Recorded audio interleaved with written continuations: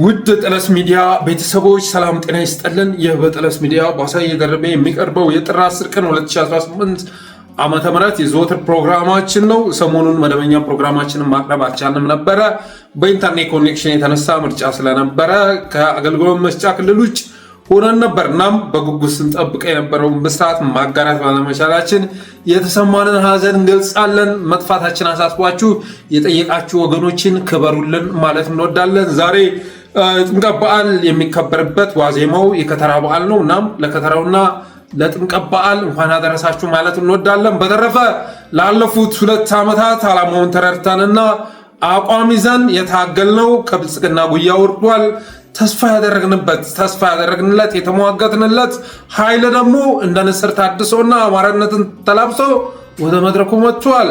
በዚህም የተነሳ ጠለስ ሚዲያ ከራሱ ጥቅም ይልቅ የህዝብን ጥቅም በማስቀደም ብሎም ላመነማ መስመር በጽናት በመቆም ሲያንጸባርቅ በከረመው አቋሙ ከባድ ዘመቻ ቢያስተናግድም በስተመጨረሻ ግን የአርበኞች ብቻ ሳይሆን የሚዲያዎችንም ማንነት በግልጽ የሚያሳይ ቀን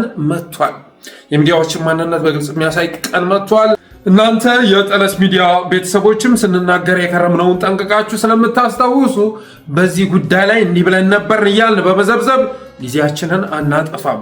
ይልቅስ የአማራ ፋኖ ብሔራዊ ንቅናቄ ሲበሰር ከአቅም በላይ በሆነ ምክንያት ያንን ብስራት መጋራትና ማጋራት ባለመቻላችን የተሰማንን ቅሬታ ገልጸን ብሎም የጠለስ ሚዲያ ሜምበርና ሰብስክራይበር በመሆን ስቲከሮችን በማበርከት ዝግጅታችንንም ላይክ፣ ሼር እያደረጋችሁ ለሌሎች በማጋራት ጠለስ ሚዲያን ታበረታቱ ዘንድ ጠይቀን ወደ ዕለቱ መደበኛ ፕሮግራማችን እናልፋለን።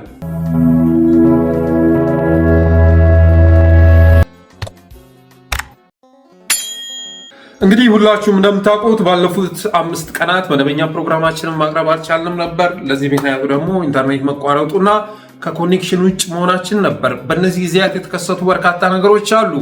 በተለይ ደግሞ በጠለስ ሚዲያ ስንናገራቸው የነበሩ ነገሮች ተከስተዋል። እነ ኢያሱ አበራ እነ ኢየሱ አባተ ገቢ ሆነዋል፣ ለብልጽግና እጃቸውን ሰጥተዋል። ከዛ ውጭ ደግሞ በጉጉት ስንጠብቀው የነበረው አፋብን ተመስርቷል።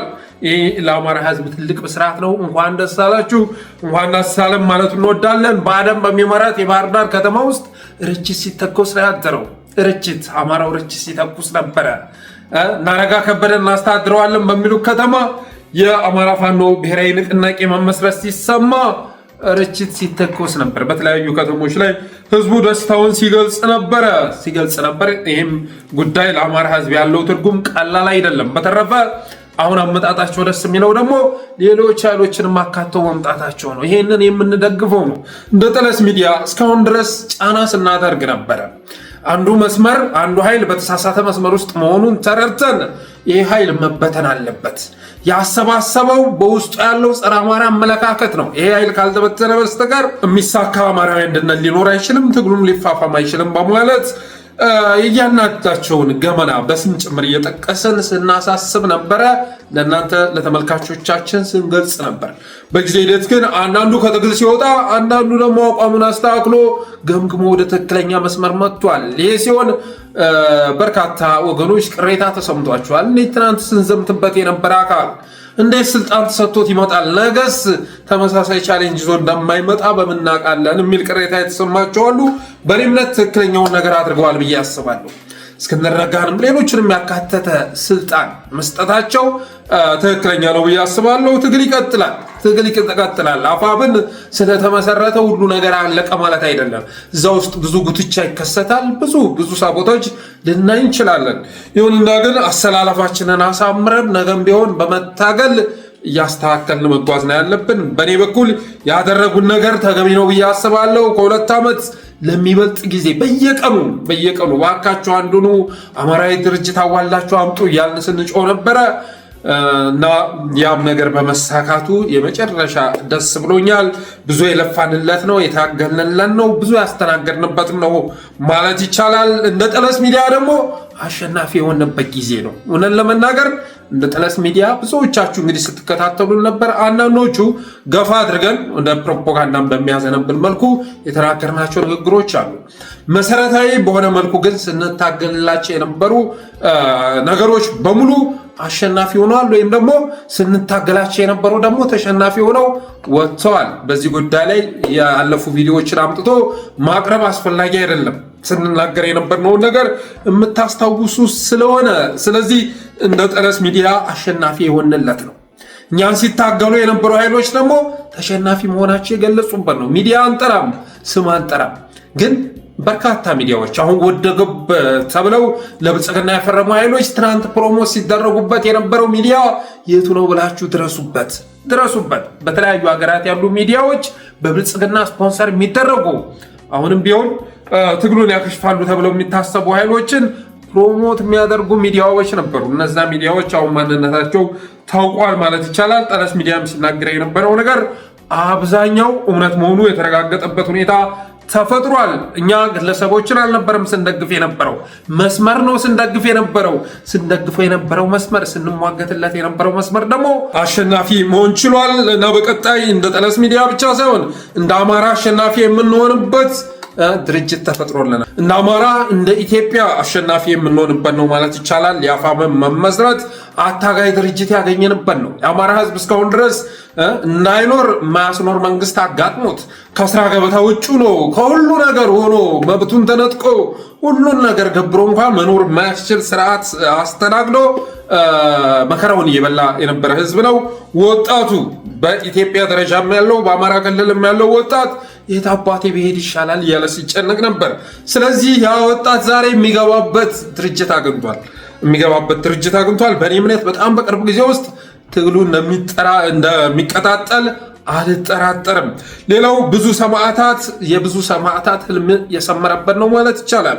አማራ ፋኖ ብሔራዊ ንቅናቄ መመስረት የብዙ ሰማዕታት ህልም የሰመረበት ነው። የነ ጀነራል አሳምነው ጽጌ፣ የአባት አርበኛ ተስፋዬ መካሽ፣ የነ ፕሮፌሰር አስራት ወልደየስ፣ የነ ፋኒት አለም፣ የነ ውባንታ አጥናፉ የመሳሰሉት እና አርበኛ ዮሐንስ የተሰውለት ህልም በከፊል ሲሳካ የታየበት ነው። ወንድሞቻችን ነፍሳቸው በከፊል ያርፋል ብለን እናስባለን። ሙሉ ለሙሉ ህልማቸው ተሳካ፣ የተሰውለት ዓላማ ሰመረ የምንለው ፋኖ ይህንን አረመኔ አገዛዝ ገርስሶ ስልጣኑን የተቆናጠጠ ቀን ነው። ያን ለማድረግ ደግሞ ዛሬ መንገዱ ተጀምሯል። ግማሽ መንገድ ተጉዟል፣ ፋኖ ተጉዟል። ስለዚህ የብዙ ሰማዕታት የተሰውለት ዓላማ የሰመረበት ነው ማለት ይቻላል። የአፍን ምስረታ ለብልጽግናና ለብአዴን ያለው ትርጉም ምን ይመስላል? ለብአዴንና ለኦህዴድ ብልጽግና ያለው ትርጉም ምን ይመስላል? እነ ዳንኤል ክብረት ዝንብ ቢሰበሰብ መግላሊት አይከፍትም ብለዋል። መግላሊት መሆናችሁን ማመናችሁ ራሱ ትልቅ ነገር ነው። መግላሊት ሸክላ ነው፣ ተሰባሪ ነው፣ በቀላሉ ሊነኩት የሚችል ነገር ነው። ስለዚህ ዝንብ ቢሰባሰብ መግላሊት አይከፍትም በማለት ብስጭቱን ገልጿል። እና አብዱ ሁሴን የቋጡን ሲቀባጥሩ ታይተዋል። አመራር የሆነ ሰው በግልጽ ነው ሀሳቡ ማስተላለፍ ያለበት። አብዱ ሁሴን ሲንደፋደፍ ታይቷል። ትናንትና በትግራይ ጦርነት ወቅት ፍርሃቱን በአደባባይ ሲያሳይ የነበረው አብዱ ሁሴን፣ በነ ምሬ ወዳጆ ታጅቦ ሲንቀሳቀስ የነበረው አብዱ ሁሴን እነ ምሬ ወዳጆንም እና አርበኛ ዘመነንም በአሽሙር ለመጎንተል ጥረት አድርጓል።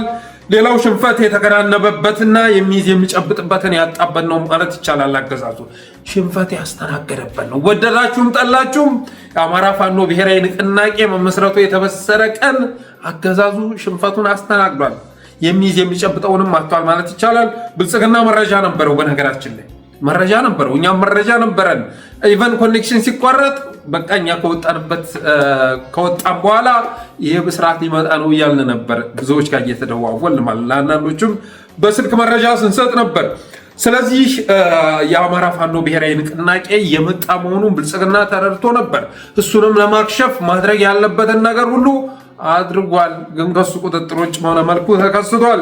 በዚህም የተነሳ ዋግምራ ላይ ሰሞኑን የሚይዝ የሚጨብጠውን ማጣቱን በሚገልጽ መልኩ የራሱን ሚሊሻና አድማ በታኞች ጨፍጭፏቸዋል። በጥሩ የአማራ ሚሊሻ እና የአማራ አድማ በታኝ የሚባሉት የብአዴን እንበላቸው ሰሞኑን ዋግምራ ላይ አገዛዙ በተኮሰው ድሮን ህይወታቸውን ገብረዋል። ከ40 በላይ አድማ በታኝና ሚሊሻ ነው የረገፈው። ዞሮ ግን አማራዎች ናቸው። ያሳዝናል። የገደላቸው ማነው? ኦህዴድ ነው። የተሰዉት እነማን ናቸው? አማራዎች ናቸው። አሰላለፍ ቢለየንም የመስመር ጉዳይ ቢለያየንም ጸረ አማራ ሆነው ቢከሰቱም ግን ደግሞ አማራዎች ናቸው። ለኦህዴድ ይሄ ምንም ትርጉም የለውም። ያው ነው አማራ። ነገም ቢሆን ይሄኛው ኃይል ካጋደለ ወደዚህ ጥፍ ብለው እኔም መውጋታቸው አይቀርም። ስለዚህ ሚኒሻም ተገደለ ፋኖ ትርጉም የለውም ለነሱ። ግን ደግሞ ህብረተሰቡን የመጨረሻ እንዳስቆጣ ሰምተናል። ሰሞኑን ዋግምራ ላይ የተከሰተው ነገር አድማ በታኝ ሚኒሻ ከዚህ አገዛዝ ጋር አንታገልም። በዚህ ልክ የተዝረከረከ ፋኖ የሚንቀሳቀስበትና የማይንቀሳቀስበትን ቦታ የማያውቅ ያዘመተው ኃይል የዘመተበትን ቦታ የማይረዳ አገዛዝ ጋር አንታገልም ማለታቸውን ሰምተናል። ይህ ሁሉ ግን የአማራ ፋኖ ብሔራዊ ንቅናቄ እየመጣ መሆኑ የፈጠረው ድንጋጤ ያመጣው ኢፌክት ነው። ሌላው እንግዲህ ቀጣው አስፈሪ ጥምረት እየመጣ መሆኑ የተገለጸበት ነው። ቀጣው አስፈሪ ጥምረት እየመጣ መሆኑን ብልጽግና የተረዳበት ነው። በዚህ ብቻ የሚቆም ከመሰላችሁ ተሳስታችኋል ጌታዬ። ገና ብዙ ብስራት አለ።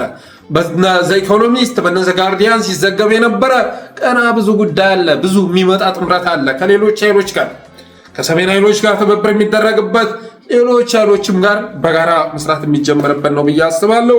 እንደ አፋብን መመስረቱ ግን ጥሩ ነገር ምንድነው? ተለጣፊ አይሆንም። ከዚህ በኋላ ተለጣፊ አይሆንም። ሄዶ በተሸራረፈ መልኩ ከሆነ ኃይል ጋር ጥምረት ፈጥሮ የአማራን ጥቅም በማያስከብር መልኩ ሊንቀሳቀስ አይችልም። አሁን ግዙፍ ድርጅት ተመስርቷል። ቀጠናው ላይ ብልጽግና ሊገዳደር የሚችል ግዙፍ ድርጅት ተመስርቷል። ከሌሎች ኃይሎች ጋር ሳይጣመር ራሱ 4 ኪሎ መግባት ይችላል። ከሌሎች ኃይሎች ጋር ሳይጣመር አሁን ባለው ሁኔታ አስበዋል። ሸዋ ላይ የኢንጂነር ደሳለኝና የመከታው ጦር አንድ ላይ ተሰልፎ ብልጽግና ላይ ሲተኩስ እስካሁን ድረስ እኮ አንዱ ሳቦታጅ ይፈጽማል፣ አንዱ ሲመታ የነበረበት ሁኔታ ነው ያለው። ጎንደር ላይ ደረጀ በላይና ሀብቴ ወልዴ ጦራቸውን ጎን በጎን አሰልፈው ብልጽግናን አገዛዝ ሲገጥሙ ታስበዋል። ከዛ ባለፈ ደግሞ እነ አማራ እነ ጀነራል ተፈራ እነ ሻለቃ ዝናቡ ሌሎቹም እነ ሻለቃ ድርሳን እነ ኮሎኔል ሞገስ በጋራ የሚመሩት ዘመቻ ምን አይነት ውጤት ሊያስመዘግብ እንደሚችል አስባችሁታል? እና ብልጽግና ኦልሬዲ ሽንፈቱን ያረጋገጠበት ነው ማለት ይቻላል። አስፈሪ ጥምረትን በቀጣይ እንደሚመጣ የተገለጸበት ነው። ይሄ ምዕራፍ 1 ነው ጌታዬ። ገና ምዕራፍ 2 አለ፣ ምዕራፍ 3 አለ። ብልጽግና አሁን ላይ ሲደነባበር የምታዩት ተረት ሲተርት የምታዩት ቀጣይ የሚመጣው ምዕራፍ ምን እንደሆነ ስለተረዳ ነው። ባንዳ የሚል ዘመቻም ሲከፍት የነበረውን ማስረሻ ሰጤን ብትሉት ሌሎቹም ቢሆኑ ሲዘበዝቡ የነበሩት ቀጣውን ስለተረዱ ነው። እኛ አማራ ፋኖ ብሔራዊ ኃይል ከሻዕቢያና ከትግራይ ኃይሎች ጋር አብሮ ለመታገል ወስኗል። እነዚህ ኃይሎች ደግሞ የአማራ ታሪካዊ ጠላቶች ናቸው፣ የምንታገላቸው እንጂ የምንላላካቸው አይደለም ብለን ገብተናል ነው ያሉት እነ ማስረሻ ሰጤ። የአማራ ፋኖ ብሔራዊ ኃይል የበፊቱ ማለት ነው የሰራው ስራ ቢኖር እንኳን ከትግራይ ኃይሎች ጋር ከኤርትራ ጋር አብሮ ለመስራት የሰራቸው ስራ ቢኖር እንኳን መበተን ያለበት የማን ጦር ነው? መበተን ያለበት የአፋብኃ ጦር እኮ ነው።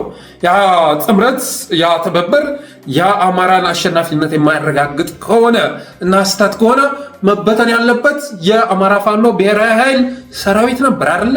ዘመነ ካሴ ከኤርትራ ጋር ከትግራይ ኃይሎች ጋር ምሬ ወዳጆ ለመስራት ካቀዱ የነሱ ሰራዊት ነው መበተን ያለበት።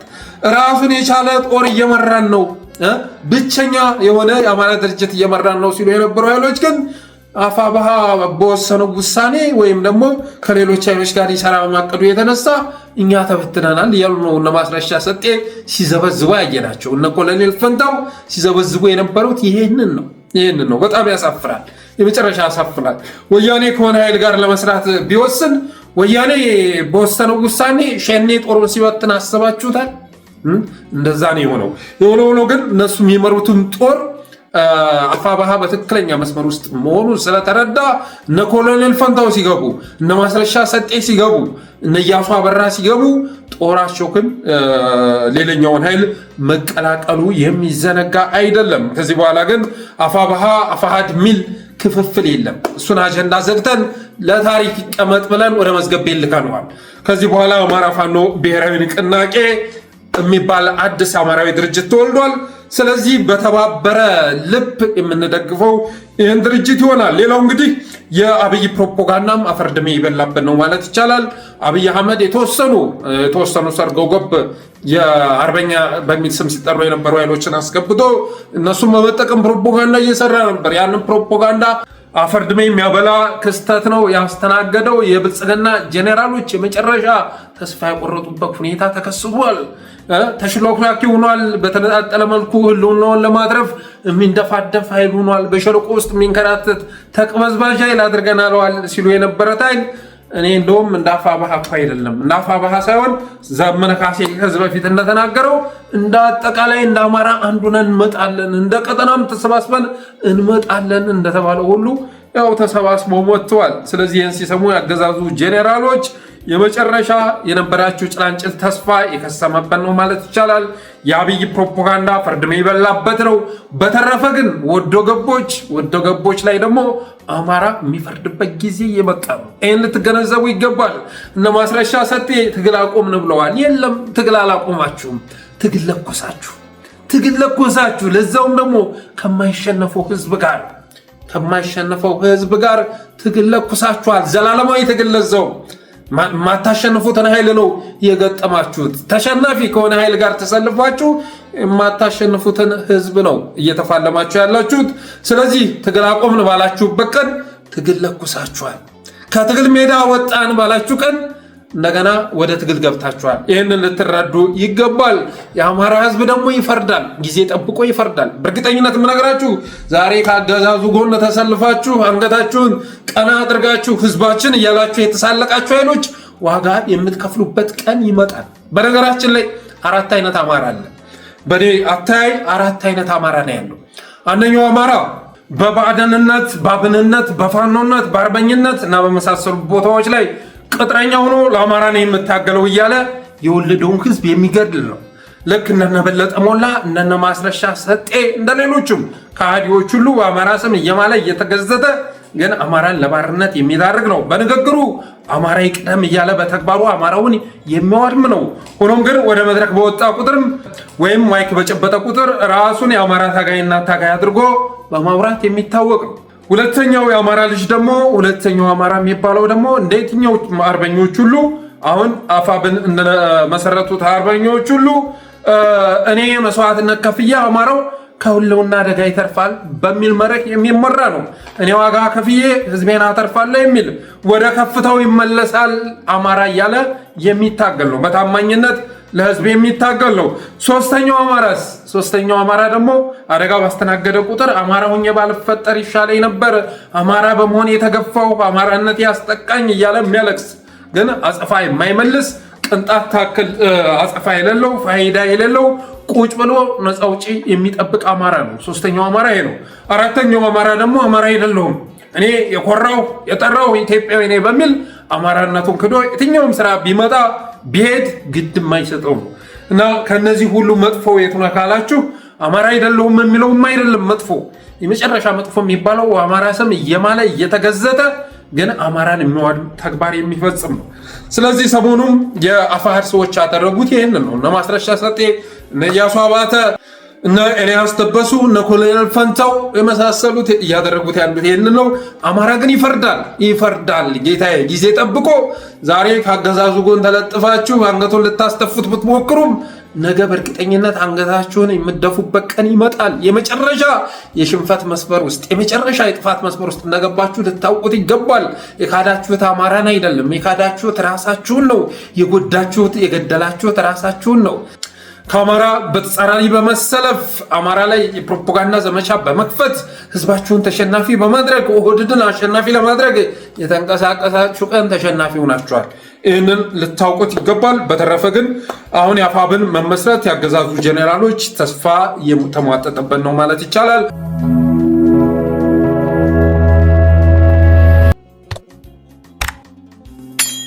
ምን እንጠብቅ? በቀጣይ ሾልኮ መውጣት ሊኖር ይችላል። ውስጣዊ ሽኩቻ ሊከሰት ይችላል። ይሄ ሁሉ ኃይል አሁን ጠርቶ የመጣ ነው ያበቃለት ነው ማለት አይቻልም። ድርጅት እስካለ ድረስ ትግል አለ። ስለዚህ በቀጣይ ሾልኮ መውጣት፣ ውስጣዊ ሽኩቻ ሊኖር ይችላል። ምን እናድርግ? ግለሰብን ትተን ድርጅትን እንጠብቅ። ከዚህ በኋላ የግለሰብ አምልኮ መሆን ሳይሆን የማይዋጣው ድርጅትን መጠበቅ ነው፣ መስመርን መጠበቅ ነው የሚያዋጣው። የኔ ያንተ ያንቺ የኛ ብለን መቀበል አለብን። የመጣውን ድርጅት የሁላችንም ነው። ስለዚህ ይህ ድርጅት ደግሞ ከመንቀፍ በፊት መደገፍን ማስቀደም ያስፈልጋል። ከጉድለት የጸዳ ሙሉነትን መጠበቅ ተገቢ አይደለም። ድርጅት ነው። የተለያዩ ኃይሎች የተሰባሰቡበት ነው። በተለያየ መስመር ሲታገሉ የነበሩ ኃይሎች ናቸው ተሰባስበው የመጡት። ስለዚህ ነገር ወዳ የምናያቸው ነገሮች ሊኖሩ ይችላሉ። ያ ግን የሚጠበቅና ልንጠብቀው የሚገባ ጉዳይ ነው። ሌላስ ከአመራሩ ምን ይጠበቃል? ከአመራሩ ምን ይጠበቃል? አንደኛ ህዝባዊ ዓላማ ይጠበቃል። የህዝብን ዓላማ ማስቀደም ነው። ነገ ማሰብ ይጠይቃል። ዛሬ የተከፋችሁ አላችሁ፣ ተገቢ ማለት የሚገባችሁን ቦታ ያላገኛችሁ አርበኞች ትኖራላችሁ፣ የተከፋችሁ ትኖራላችሁ። ግን በእኛ መከፋት አማራ ደስ ሲበለው ብላችሁ አሳልፋችኋል። የሚጠቅመው ይሄ ነው። ነገ በርካታ የሚኒስተር ቦታ አለ፣ የሚኒስተር ዴኤታ፣ የዳይሬክተር በጣም ብዙ የኃላፊነት ቦታ አለ።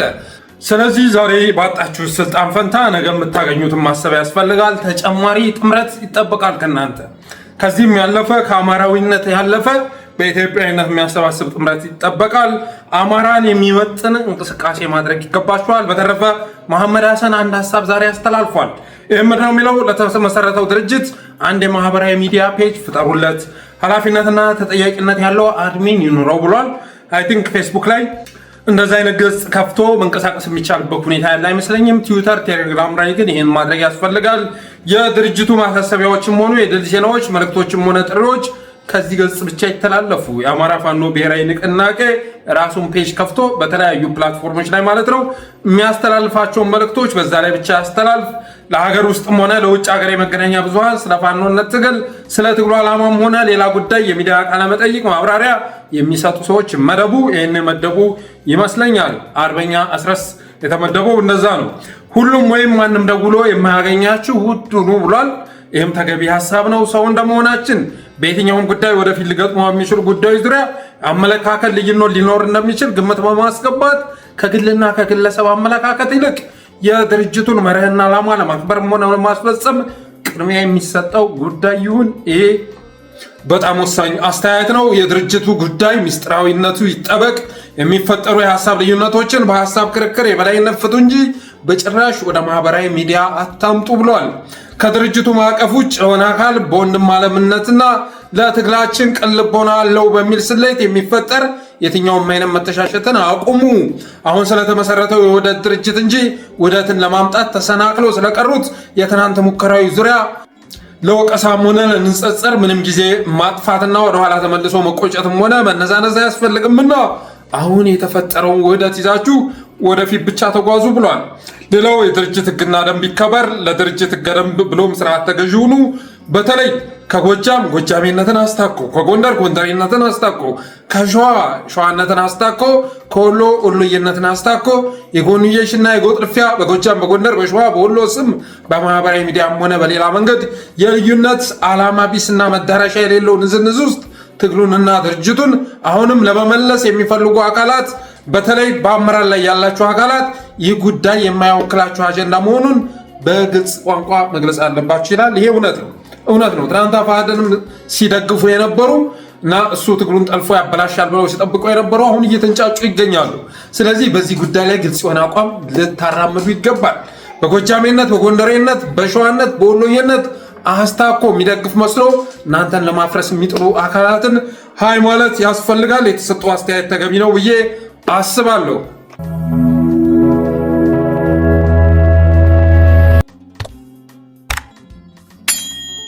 ሌላው እንግዲህ አፋብን የሰጠው ሹመት እኔ አካታች ነው ብዬ አስባለሁ። በተቻለ መጠን ሁሉንም ለማካተት ጥረት አድርጓል። ሚዛናዊነትም ያለው ነው ብዬ አስባለሁ። እንደ ቀጠና ዘመዝነው እኔ እዚህ ቦታ ላይ አንሷል የምለው አላየውም። ስለዚህ ይህም መቀበል ያስፈልጋል። እነ ጀኔራል ተፈራ እያሉ እኛ ልንመራ አይገባም በማለት ለእነ ጀኔራል ተፈራ ተገቢውን ስልጣን መስጠታቸው በእጅጉ የሚመሰገን ነው። በቀጣይ እነ ጀኔራል ተፈራ፣ እነ ዝናቡ ልንገረው፣ እነ ሻለቃ ድርሳን፣ እነ ኮሎኔል ሞገስ በጋራ የሚያውጁት ዘመቻ የሚያስገኘውን ፍሬ መገመት የሚከብደው አይደለም። ሸዋ ላይ እንዳልኳችሁ መከተውና እነ ደሳለኝ ሲያስብ ሸዋ የነሱ ጦር በጋራ ቆሞ የሹማ አብደታን ጦር ሲገጥመው አስባችሁታል። ጎንደር ላይ አርበኛ ደረጃ የሚመራው እነ ተሼ የሚመሩት ኃይል ከነ ሀብቴ ኃይል ጋር ሲቀላቀል ምን አይነት ታምር እንደሚፈጥር መገመት አይከብድም። ጎጃምና ወሎ ወደ አንድ ስለመጣ እንደ አጠቃላይ እንደ አማራ ሁሉም ተካተተበት እንቅስቃሴ ሲደረግ በአጭር ጊዜ ውስጥ በጣም አስገራሚ ለውጥ እንደሚመጣ መገመት አይከብድም። በተረፈ አብይ አህመድ የመጨረሻ አጣብቂኝ ውስጥ ገብቷል። በተለያዩ ጫናዎች ውስጥ ይገኛል። ለምሳሌ ያህል ከትናንት ወደ አካባቢ እኔ ትናንትና ያየሁት ሌሊት ስለሆነ ኔትወርክ የተለቀቀው ማለት ነው። ዶናልድ ትራምፕ የጻፈውን ደብዳቤ አይታችኋል። ለግብፁ ፕሬዝዳንት ለአልሲሲ የጻፈውን ደብዳቤ አይታችኋል። በአባይ ውሃ ጉዳይ ላይ የጻፈው ደብዳቤ በእጅጉ ይከነክናል። ብልጽግና በማያስተዳድራት ሀገር ጭንቅላት ውስጥ ናቸው ስታስቡት ይከነክናል። ግን ለዚህ ደረጃ ያደረሷት ደግሞ እና አብይ አህመድ መሆናቸው የሚዘነጋ አይደለም። በግልባጭ ለታዬ አጽቀሥላሴ ነው ደብዳቤው የተጻፈው። አብይ አህመድን ወደ ጎን አድርጎታል። አቅም እንደሌለው ዶናልድ ትራምፕ ተረድቷል። አብይ አህመድ በነገራችን ላይ ይህንን እንዳጣብቂኝ አልቆጥረውም። ያው ህዝባዊ ጫና ማምጣቱ አይቀርም። አብይ ግን ይህንን ከመወሰን የሚያመነታ መሪ አይደለም። አብይ ስልጣኑን ለማስጠበቅ እንኳን የአባይ ውሃ ፍሰት ይቅርና ግብፅ የምትፈልገውን የውሃ ፍሰት እሱን ለማስጠበቅ ይቅርና ነገ ታላቁ ኦሮሚያ የሚል ካርድ ይዞ ለመምጣት የሚያመነታ መሪ አይደለም። አብይ አህመድ የመጨረሻ ከሃዲ ፍጡር ነው። አገር የለውም፣ ወገን የለውም፣ ቤተሰብ የለውም፣ ህዝብ የለውም። አብይ አህመድ ግለሰብ ነው። አብይ ስልጣኑን መታደግ እስከተቻለ ድረስ ልጁንና ሚስቱን አሳልፎ ይሰጣል። ጌታዬ አሳልፎ ይሰጣል። ዛት ማች ራስ ወዳድ የመጨረሻ ሰብአዊነት የሌለው ሰው ነው። ስለዚህ በዚህ ጉዳይ ላይ አይደራደርም፣ አሳልፎ አይሰጥም ብዬ አላስብም። ያም ሆኖ ግን እስካሁን ድረስ ሲገነባ የነበረው ፕሮፓጋንዳ ደግሞ እንደሚፈራርስ ጥርጥር የለውም። የግብፅ ተላላኪ ምናምን እያለ ሲዘበዝብ ነበር። የግብፅ ተላላኪ እሱ ነው። የግብፅ ኤጀንት እሱ ነው። ኢትዮጵያ እንዳታንሰራራ አድርጎ እያዳከመ የሚገኘው ግብጾች የፈለገ ጥረት ቢያደርጉ ከአብይ አህመድ የተሻለ ኤጀንት፣ ጸረ ኢትዮጵያ ኤጀንት ኢትዮጵያ ውስጥ ሊያገኙ አይችሉም። በዚህ ደረጃ የህዝብን ብሔራዊ ስሜት አሟምቶ ትናንት ለግድቡ የነበረንን ስሜት እሱ ሁሉ አደብዝዞ የአባይ ግድብ ሲመረቅ ቅንጣት ታክል ስሜት የሌለው ህዝብ ፈጥሮ በጦርነት በርስ በርስ ግጭት ኢትዮጵያ ሞልቶ የመጨረሻ እያዳከመ ያለ ኤጀንት ነው። ስለዚህ በቀጣይ ከግብፅ ጋር ሲሰራ የሚታየው አብይ አህመድ እንደሚሆን ጥርጥር የለውም። አካችሁ ስልጣኔን አስጠብቁልኝ። እንኳን ከአባይ የምትፈልጉትን የውሃ ፍሰት መልቀቅ ይቅርና ግድቡን አፍርሰው ካላችሁኝ አፈርሰው ይችላሉ፣ ችግር የለብኝም። ብቻ ግን እኔ እንዳልገረሰስ ታደጉኝ እንደሚላቸው ጥርጥር የለውም። ሌላው የዩኤኢ መሸነፍ በቀጠናው ዩናይትድ አረብ ኤምሬትስ በተለያዩ ቦታዎች ላይ እጇ ተቆርጦ እየወጣች ያለችበት ሁኔታ ነው ያለው። አፍራሽ በሆነ ተገንጣይ ኃይሎችን በመደገፍ በተለያዩ ቦታዎች በየመንም በሱዳንም ብዙ ጥፋት ስታደርስ ነበር። ስለዚህ በቀጠናው ተሸንፋ እየወጣች ነው። ቀጠናው ላይ አለኝ የምትለው ተላላኪዎች ሁለት ቅጥረኞች ነበሯት። አንዱ የሚቲ ነው፣ ሁለተኛው አብይ አህመድ ነው። የሚቲ ጉዳይ እያበቃለን መጥቷል። አብይ አህመድም ቢሆን ቀጠናው ላይ ተጽዕኖ መፍጠር የማይችል የአሰብን ጉዳይ ብንመለከት ለምሳሌ ወደ ጦርነት እገባለሁ ብሎ ዶላሩንም ጦር መሳሪያውንም ከተቀበለ ዘመን አለፈው። ያን እንኳ ማሳካት አልቻለም። ስለዚህ ዩናይትድ አረብ ኤምሬትስን ዶላር ከማለብ ባለፈ እሷ የምትፈልገውን ሀሳብ ማሳካት አልቻለም። ስለዚህ የዩናይትድ አረብ ኤምሬትስ ቀጠናው ላይ መሸነፍ ይሄ ለአብይ አህመድ የመጨረሻ ጣጣ ይዞ እየመጣበት እንደሆነ መገመት አይከብዱም። የወልቃይት አጥብቂኝ እንደገና ተከስቷል። ጌታዬ ወልቃይት እንደገና ተከስቷል። አብይ አህመድ ኦህዴድ ወልቃይት ትግራይና አማራ የሚገዳደሉበት ቦታ እናደርገዋለን። ስንፈልግ የትግራይ ኃይል ፈርጠም ብሎ ሲመጣ ወልቃይትም ምዕራብ ትግራይ እያልን ስንፈልግ ደግሞ ወልቃይትማ ወልቃይቴ ነው በጌምድር ነው እያልን ስናታኩስ እንኖራለን የሚል ነበር እቅዱን። እሱን ተራምደነዋል፣ በጥበብ ተራምደነዋል። ስለዚህ ራሱ አጣብቂኝ ውስጥ የሚገባበት ካርድ ሆኖ ቀጥሏል። የአፋብን ምስረታ መጥቷል። የአፋብን ምስረታ የአብይ አህመድ የሽንፈት ጅማሬ መሆኑ እርግጥ ነው። እስካሁን ድረስ በደፈጣ በተበታተነ መልኩ ጦሩን ሲበሉበት ነበር። አሁን አብይ አህመድን ስልጣን ለመንጠቅ የሚያስችል እንቅስቃሴ ውስጥ ገብተዋል። የአፋብን ምስረታ ደግሞ ኤርሚያስ ለገሰ ሲጮሁለት ሲፈሩት የነበረውን ጥምዶ ይዞ እንደሚመጣ ጥርጥር የለውም። የአማጽያን ትብብር ይዞ እንደሚመጣ ጥርጥር የለውም። የኢኮኖሚ ድቀቱ አለ።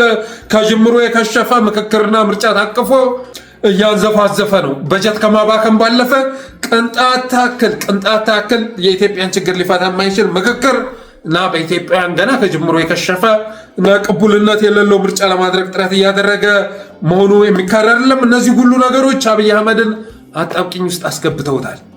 የመሆኑ ደግሞ ለፋኖ ምቹ ሁኔታ ነው። ፋኖ የሚፈልገው ይሄንን ነው። እስካሁን ድረስ ፋኖ ነበር በተለያዩ ኃይሎች ተወጥሮ ፍዳውን እየበላ የሚገኘው። እነዛም ፈተናዎች አልፎ ፋኖ ሲመጣ አብይ አህመድ ደግሞ በተለያዩ ኃይሎች ተወጥሮ ከቀጠናው ተገሎ የመጨረሻ ትልቁ ስኬቱ ቲክቶከሮችን፣ ዩቲዩበሮችን እየጠሩ በእነሱ በኩል የሰራቸውን ኮሪደር ልማቶች፣ የሰቀላቸውን መብራቶች፣ አበባዎች ማሳየት ሆኗል። በተረፈ መጪው ጊዜ ለፋኖ ብሩህ ነው።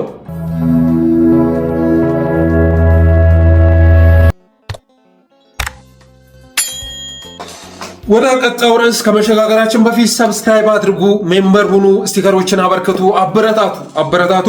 ጠለስ ሚዲያ ከዚህ በፊት የተናገርኩት ነገር አለ፣ እሱም መድገም አያስፈልግም። ስለዚህ በተቻላችሁ መጠን ድጋፋችሁን አድርጉ። በተለይ ደግሞ ሰብስክራይብ አድርጉ ላለውኝ። ሌላው የስምረትና የአብንን ጉዳይ ይመለከታል። ስምረትና አብን አዲስ አጀንዳ ይዘው መጥተዋል። ሰሞኑን በኢትዮጵያ የአሜሪካ አምባሳደር ኤርቪን ማሲንጋ ሰሞኑ ወደ ወልቃይት ሄዶ ነበር። ከዛ ጋር በተያያዘ የአብንና የስምረት ሰዎች የሆነ ካርድ ይዘው መጥተው አማራውን፣ ትግራይን ለማባላት ጥረት እያደረጉ ነው። እነ በለጠ ሞላ፣ እነ ጌታቸው ረዳ አንዱ ምዕራብ ትግራይ ሲል የለም ወልቃይት የሚል ንትርክ ይዘው መጥተዋል። ጌታዬ አሰላለፍን ከወዲህ ጋር በማድረግ ያንን ነገር ማስከበር እንችላለን ብሎ እዛ አካባቢ አስተዳድራለሁ የሚል ኃይል ሲንቀሳቀስ ነበረ። በየአካባቢያችን ፍዳችንን ስንበላ በደሴ፣ በደብረ ማርቆስ፣ በፍኖተ ሰላም፣ በደብረ ሲና፣ ደብረ ብርሃን፣ በጎንደር ወረታ መላው አማራ በመላው ክልሉ ላይ ፍዳውን ሲበላ አይመለከተንም። እኛ አሰላለፍ ከወዲህ ጋር ነው። ጥያቄያችን ተመልሷል። የነበረን የዘመናት ጥያቄ ተመልሷል ተብለን ይመሻችሁ። እሺ እኛ ደግሞ እንደ አዲስ በርካታ ጥያቄዎች አምጥቶ ስላሸከመን ይህን አገዛዝ ማስወገድ አለብን በማለት አማራው ሲታገል ነበር። ስለዚህ በዛው መስመራችሁ ተጉዛችሁ የራሳችሁን ችግር ፍቱ። ጌታዬ አሁን ምዕራብ ትግራይ ምናምን እያለ የሚነዛነዝ የሚነታረክ የለም። በነገራችን ላይ ይህንን በተመለከተም በጠለስ ሚዲያ አቋማችንን ስንገልጽ ነበር። ይህ ቀን እንደሚመጣ ስንናገር ነበር። ይኸው መከሰት ጀምሯል። ነገ ከነገ ወዲያ ደግሞ አሳየ ልክ ነበርክ የሚል ድምፅ በብዛት እንደሚመጣ ጥርጥር የለውም። አብይ አህመድ ቢሞት ስፔሻሊ ከአማራ ጋር ወልቃይትን አካለው ምናምን በፍጹም አያደርገውም። የሚፈልገው አንደኛ ከአማራም ከትግራይም ውጭ አድርጎ ራሱን የቻለ ክልል አድርጎ ከዛ ልክ እንደ አገው ኮሚቴ፣ እንደ ቅማንት ኮሚቴ ሁሉ እንደ አገው ሸንጎ ሁሉ የሆነ ኃይል አደራጅቶ እሱም መጠቀም ነው የሚፈልገው። ያ ካልተቻለ ደግሞ አማራ ጋር ከሚካለል ይልቅ ወደዛው ይመለስ የሚል ትዕዛዝ እንደሚያስተላልፍ ጥርጥር የለውም። ምክንያቱም አብይ አህመድ ሸኔ ነው። አብይ አህመድ በፀረ አማራ ጥላቻ ትርክት እየተጋተ ያደገ ፍጥረት ነው። ይህ ሰውዬ አማራን ጥያቄ ያስመልሳል ተብሎ አይጠበቅም። ለአማራ ችግር ከማምጣት ባለፈ የሚመልሰው የአማራ ጥያቄ ሊኖር አይችልም። ስለዚህ ስምረትና አብን ከብልጽግና ጎን ተለጥፈው እያገለገሉ የሚገኙት የብልጽግና ተላላኪ የሆኑት ጌታቸው ረዳ ሲጽፍ ከሱ በተቃራኒ የተሰለፈ መስሎ በለጠ ሞላ ንትርክ ይዞ መጥቷል ማለት። አማራ አያዳምጥም፣ ጌታ አያዳምጥም። የራሱ አጀንዳ አለው፣ የራሱ ድርጅት አለው፣ የራሱ የትግል ምክንያት አለው። ስለዚህ ይህን አያዳምጣችሁም። ተስማምተው ከብልጽግና ጋር የተዋሃዱት ራያን ከወሎ ጋር በማካለል ማለት ነው ክልል ለማድረግ እየሰሩ የሚገኙት እናውቃለን እኮ። ሁለቱም አንድ ሰፈር ናቸው። በለጠ ሞላና ጌታቸው አንድ ሰፈር ናቸው። እነዛዲግና ሌሎችም ከሃዲዎች ተሰባስበው ኦህዴድ በሚፈልገው መልኩ ወሎን ክልል እናደርጋለን እያሉ እየተንቀሳቀሱ መሆናቸውን እናውቃለን። ስለዚህ ወልቃይት ላይ የምንለኩሱት በአማራና በትግራይ መካከል የምትቀሳቀሱት ጦርነት ሊኖር አይችልም። ሁለታችሁም ደግሞ ህዝባችሁን የካዳችሁ መሆናችሁ ይታወቃል። ጌታቸው ረዳ ትግራይን ክዷል። በለጠ ሞላ አማራን ሽጧል። የአማራን የትግል ድርጅት የአማራ ህዝብ አምጦ የወለደውን ፓርቲ ሽጦ ሆዱን እየሞላ የሚገኝ ግለሰብ ነው። ስለዚህ እነዚህ ኃይሎች አሁን ላይ የነተረካ አጀንዳ ለማምጣት ጥረት እያደረጉ ቢሆንም አማራው ግን አያዳምጣችሁም። የራሱ የሆነ ድርጅት አዋልዷል። የራሱ የትግል ምክንያት አለው። የራሱ ፍላጎት አለው። ሁሉንም ነገር በኢትዮጵያ ማዕቀፍ ውስጥ መመለስ አለበት ብሎ ያስባል። በየአካባቢው በርካታ ችግር መጥቷል። ለዛ ችግር መነሻ ምክንያት ደግሞ ማን እንደሆነ ይታወቃል። እና ትናንትና ልዩ ኃይል ትጥፍታ ሲባል መፍታት የለበትም ብሎ የተቃወመው ለምን እንደሆነ እነ ኮሎኔል ደመቀ አሳምረው ያውቃሉ። ከዛ በኋላ ግን አማራው ገዛቸውን ባልጠየቀበት ሁኔታ ውግዘታቸውን ይዘው መጡ። አግዙኝ፣ ለምንድነው ዝም የምትሉኝ? የእናንተን ጦርነት ተሸክም ያረል ወይ እያንዘባዘፍኩ ያለሁት ብሎ አማራ አላማረረም።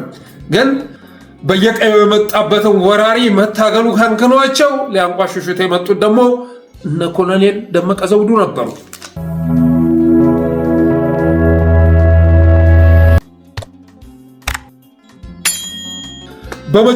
በመጨረሻም ሰብስክራይብ አድርጉ።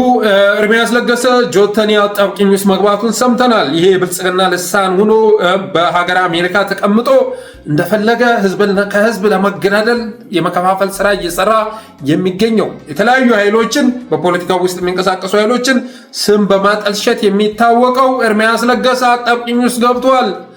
እንኳን እናቴ ሙታቢ ቀርቶ አልቅስ አልቅስ ይለኛል እንደተባለው ኤርሚያስ ለገሰ እንኳን እንደዚህ አጣብቂ መጥቶበት ቀርቶ ቤት ከፍቶ የሚወጣ ሰው አልነበረም። ቤት ውስጥ ቢጃማውን ለብሶ ሲንጎራደድ ስለ ትግራይ አንድ ፕሮግራም የሰራ ጊዜ ወይም ስለ ኤርትራ ወይም ስለ አማራ አንድ ፕሮግራም የሰራ ጊዜ ወጣ ብሎ መንገድ ላይ አንድ አማራ የሚመስል ትግራይ የሚመስል ሰው ያየቀን እኔን ሊገድል የመጣ ነው እያለ የሚበረገገው ኤርሚያስ ለገሰ ሰሞኑን ብርክ ብርክ እያለው መሆኑን ሰምተናል። ቀጣው ታየ ቦጋለ መሆኑ የሚቀር አይደለም። ታየ ቦጋለን ፈለግ ተከትሎ በቀጣይ አዲስ አበባ ገብቶ የሚገርም የኮሪደር ልማት፣ የሚገርም አበባ፣ የሚገርም ፋውንቴን፣ ይህም መብራት ከየት አመጣችሁት? የትኛውም ሀገር ላይ የሌለ መብራት ነው እያለ ምስክርነት ሲሰጥ ማየታችን የሚቀር አይደለም። ጀዋር መሐመድ በጠበቃው አማካኝነት ክስ ሊከሰው በእንቅስቃሴ ላይ እንደሚገኝ ሰምተናል። የስም ማጥፋት የሌለ መረጃ አምጥቶ በመንዛት ጀዋር መሐመድ ላይ ሲዘበዝብ ጀዋር መሐመድ ላይ ያልተከፈተ ፋይል ተከፍቷል ብሎ ማአት ነገር ሲዘበዝብ ነበረ። ስለዚህ ጀዋር በጠበቃው አማካኝነት ክስ መክሰስ መጀመሩን ሰምተናል። የነ ሄኖክ እንቅስቃሴም ሄኖክ የጥላ እንቅስቃሴም አንድ ደረጃ ወደፊት መራመዱን ሰምተናል። ስለዚህ ኤርሚያስ ለገሰ ሳይወድ በግዱ ወደ ኢትዮጵያ የሚገባበት ጊዜ ተቃርቧል። ትናንትና የተወለደው አፋብን እንዳይወለድ ከፍተኛ ስራ ሲሰራ የነበረው ዘመቻ አንድነት ተብሎ ሲታወጅ ዘመቻ አንድነት ዘመቻ እስክንድርን መምታት ነው፣ ዘመቻ አንድነት ማስረሻ ሰጤን ማጥፋት ነው፣ ኮሎኔል ፈንታውን ማጥፋት ነው እያለ ሲቀሰቅስ የነበረው ኤርሚያስ ለገሰ ትናንት እስክንድርን ታዘብኩት የሚል ፖስት ይዞ መጥቷል። እስክንድርን ታዘብኩት እንዴት የፖሊሲና ስትራቴጂዎች ምናምን የሚል ሹመት ተቀብሎ የአማራ ብሔርተኝነት የፖሊሲና ስትራቴጂ ክፍል ኃላፊ ሆኖ እንዴት ይመጣል እያለ ይገኛል። እና በዘመቻ አንድነት ያጠፋቸዋል ወይስ ደግሞ እነ እስክንድር ነጋ ሰርቫይቭ ያደርጋሉ? በዘመቻ አንድነት ማን እንደሚጠፋ አብረን የምናየው ይሆናል። ግን ልንገራችሁ፣ ዘመቻ አንድነት አፋሕድን የማጥፋት ዘመቻ ነው። ነገ የሚከሰተውን ዊልሲ እያለ ሲናገር ነበር። ይኸው አየኸው ጌታዬ ብልህ ወንድሞቻችን እነ ዘመነ ካሴ አኩርታችሁናል፣ እና አስረስ ማሪ አኩርታችሁናል፣ አርበኛ ምሬ ወዳጆ አኩርታችሁናል። እናንተም በመደገፋችን ደስ ብሎናል። ከምንም በላይ የአማራን ትግል ከሃዲ ነው፣ የአማራን ትግል ሊሸጥ የገባ ነው ያልነው ኃይል ሲገባ ማየታችን አይደለም ደስ ያሰኘን፣ እሱ የሚያስከፋ ነው ጌታዬ፣ የሚያስከፋ ነው። እውነት ለመናገር የሚያስከፋ ነው። ሌሎቹም አቋማቸውን ቀይረው ራሳቸውን ገምግመው ወደ ትክክለኛ መስመር ቢመጡ ደስ ይለን ነበር። እነ ኮሎኔል ፈንታው ለአገዛዙ ባይገብሩ ጥሩ ነበር። በሌላ መልኩ ግን ያኮራን ደግሞ ስንደግፋቸው የነበሩ ኃይሎች በሌሎችም ዘንድ ማንነታቸውን ለትግሉ ያላቸውን ኮሚትመንት አሳይተው ከፊት ነው መምጣታቸው ነው። አርበኛ አስረስ ማረ የአንድነት እንዲመሰረት ያደረገው አስተዋጽኦ በዋጋ የማይተመን ነው። አርበኛ ዘመነ ካሴ ትናንት መግለጫ ሲዋጣ የተንጫጩበት የሳቁበት በርካቶች ነበሩ። አፋብኃና አፋሕድ አንዱ ነው ይመጣሉ፣ እንደ አማራ የጋራ ቤት ሰርተን እንመጣለን በማለት ሲናገር ሁሌ የማይሆን ነገር መናገር ልክ አይደለም እያሉ ሲቃወሙ የነበሩ በርካቶች ነበሩ። ግን አድርገው አሳይተውናል። ሊመሰገኑ ይገባል። ከዚህ በፊት አስረስ ማረ ላይ አስተያየቶች ይሰጥ ነበር። በተደጋጋሚ የምናገረው ነገር የአስረስ ማረ ጥፋቱ ሌሎች አፍ ያስገባው ጥፋቱ ብቃቱ ነው እያልኩ ስናገር ነበር። ቃል አቀባይ ሆኖ መጥቷል ጌታዬ። በቀጣይ ያስበዋል።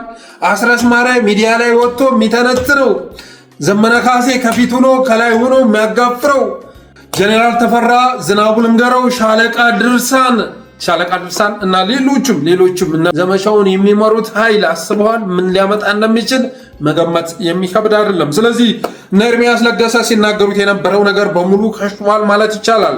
ከመክሸፍም አልፎ ይህንን የከሸፈ ድርጅት ለህዝብ እናሸክማለን ብለው በሚሰሩት ስራ ራሳቸውን አጣብቂኝ ውስጥ ያስገቡ ይገኛሉ። ከዚህ በፊት እንደተናገርነው ብልጽግና ጋር አብሮ መቆሸሽ ነው እንጂ በድፍ የተሞላውን ብልጽግና መታደግ አይቻልም በማለት ስንናገር ነበር። ዛሬም የተከሰተው ይሄ ነው። በተረፈ ግን ትናንትና ኤርሚያስ ለገሰ ሲናገረው በነበረው ንግግር ዛሬውን ፕሮግራማችንን የምንቋጭ ይሆናል። የጠለስ ሚዲያ ሜምበር ሰብስክራይበር በመሆን ስቲከሮችን በማበርከት ብሎም ዝግጅታችንን ላይክ፣ ሼር እያደረጋችሁ ለሌሎች በማጋራት ጠለስ ሚዲያን አበረታቱ ብለን የዛሬ ዝግጅታችንን እንቋጫለን። እናመሰግናለን። ክበሩልን። መልካም የጥምቀት በዓል፣ መልካም የከተራ በዓል